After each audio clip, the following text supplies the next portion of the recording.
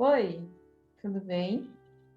Começamos agora o Conversando Evangelho, o estudo semanal do Evangelho segundo o Espiritismo, tradução de Guilom Ribeiro. O estudo de hoje é o número 7. Em nome da Casa Virtual Espírita Caville, agradecemos a presença da Michele, do Clóvis, do Ney, da Ana e da Fran. Convidamos nossa amiga Michele para a prece inicial.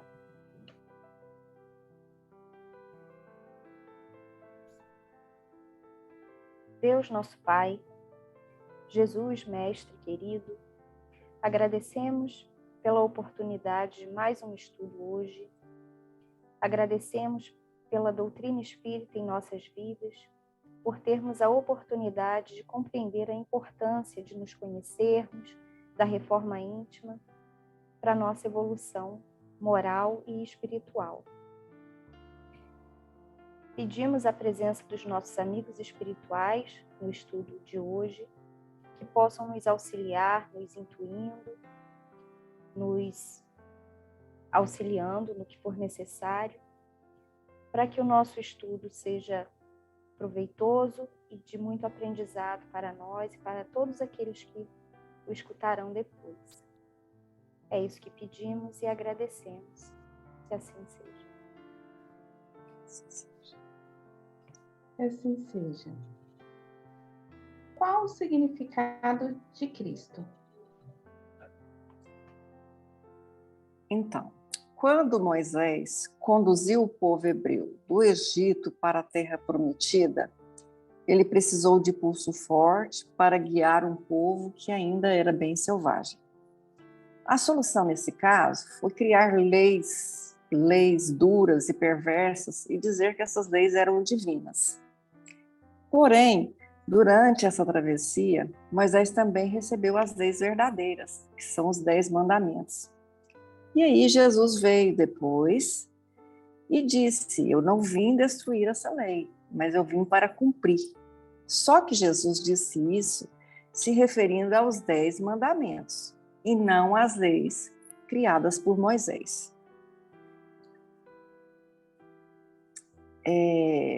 Quando as leis mosaicas, Jesus fez foi modificá-las profundamente. Combateu as práticas exteriores, as falsas interpretações e ainda reduziu os 10 mandamentos para a seguinte frase: amar a Deus sobre todas as coisas e o próximo como a si mesmo. Jesus foi o único habitante terreno que não teve nenhuma mácula.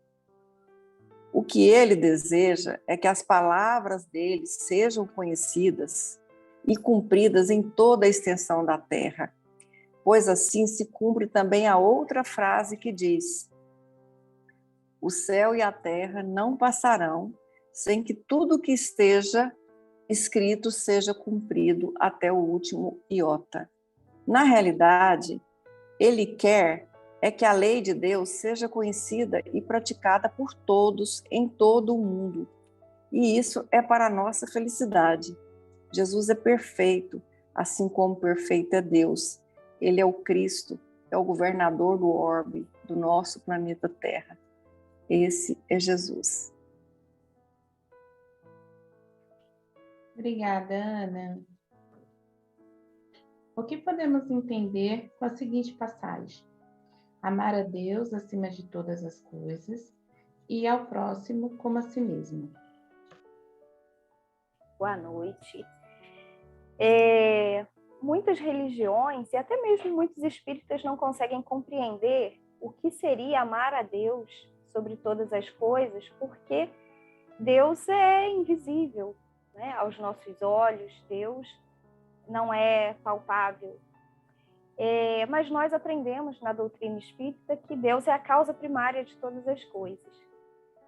E se nós temos aí a causa primária de todas as coisas, então se nós respeitamos, preservamos, conservamos tudo que ele criou, né, seja o nosso próximo, a fauna, a flora, o planeta como um todo, a gente está amando a Deus, a gente está honrando a Deus.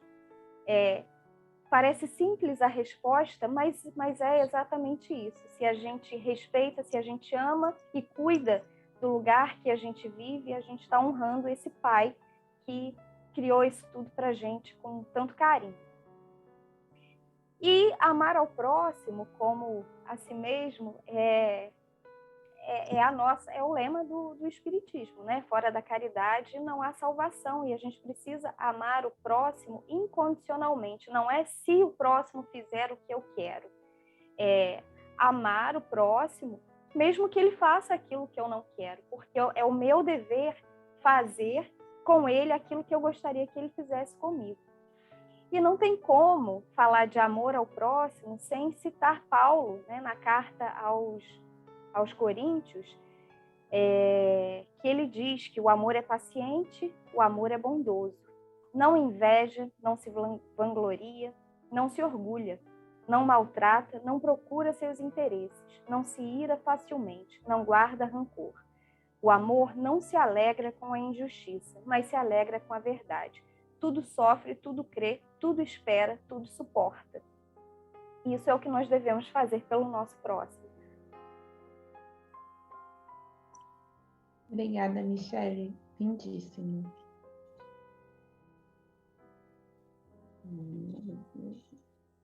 O que Jesus quis dizer com as seguintes palavras? O céu e a terra não passarão, sem que tudo esteja cumprido até a última iota. Para compreendermos esta passagem, precisamos entender o que significa iota. Iota é a menor letra do alfabeto grego, da mesma forma que iode é o menor no alfabeto aramaico. Em português, pode ser traduzido como o ponto acima do J ou do I. Assim, a frase se refere a qualquer minúscula que seja, permanecendo inalterada. E é este o significado. E nem uma vírgula, uma frase comum em português que deriva deste trecho. Ou seja, Jesus quis passar a ideia que nada, nem a menor coisa, deixa de acontecer sem que Deus assim queira. Logo, devemos, antes de mais nada, cumprir as leis de Deus. E quais são essas leis? As leis que a Michele já disse para nós. Amar a Deus sobre todas as coisas e ao próximo como a si mesmo. Quando a humanidade conseguir fazer isso, sairemos da nossa condição de mundo de provas e expiações, passando para um mundo de regeneração.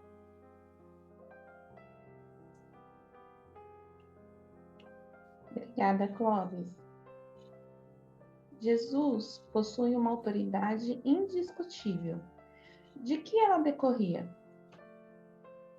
Pois bem, a autoridade de Jesus, ela decorria da natureza excepcional do seu espírito, da sua missão divina. Jesus tinha uma autoridade porque servia as pessoas, era próximo delas e era coerente, ao contrário dos doutores da lei que se sentiam príncipes, superiores aos outros. A autoridade de Jesus, que o povo começava a perceber, decorria de sua condição divina, pois ele era ao mesmo tempo Deus e homem. Como disse muitas vezes, era filho de Deus Pai e era filho do homem. Pois bem, essa autoridade, portanto, era intrínseca. Com ela, passaria a expulsar demônios, curar doenças incuráveis, dominar as forças da natureza, inclusive ressuscitar mortos. Enfim, A autoridade que viam promanar dele era decorrência de ele ser o criador de todas as coisas e suas realizações, aos olhos dos homens, permitiam a esses entender que era aquele que estava à sua frente, realizando tantas coisas inalcançáveis pelos homens comuns. Pois bem, essa era a mesma autoridade que fazia com que seus ensinamentos fossem diferentes daqueles que o povo ouvia dos mestres da lei, dos doutores da lei. Eis que este mesmo, quando as tinham a lei, não se afastavam dela, eram seus meros intérpretes. E ao passo que Jesus era o seu próprio autor e vivia dentro da lei, obedecia às leis de Deus, ele entendia. E por isso Jesus não interpretava a lei de Deus, mas a explicava com toda a sua essência, livre, mas livre de qualquer conteúdo externo e irrelevante para ela.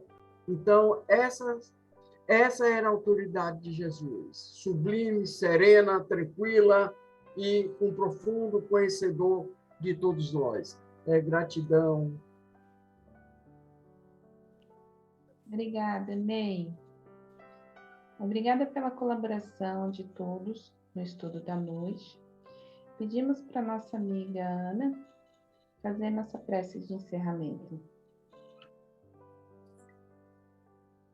Vamos elevar nossos pensamentos a Jesus, agradecendo por esses momentos de confraternização, de união, agradecendo a espiritualidade presente aqui conosco, nos dando sabedoria, entendimento para conseguir transmitir essas mensagens.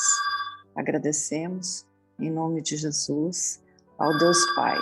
Assim seja. Que seja. Tenham todos uma boa noite. E até o próximo estudo. Fiquem com Deus.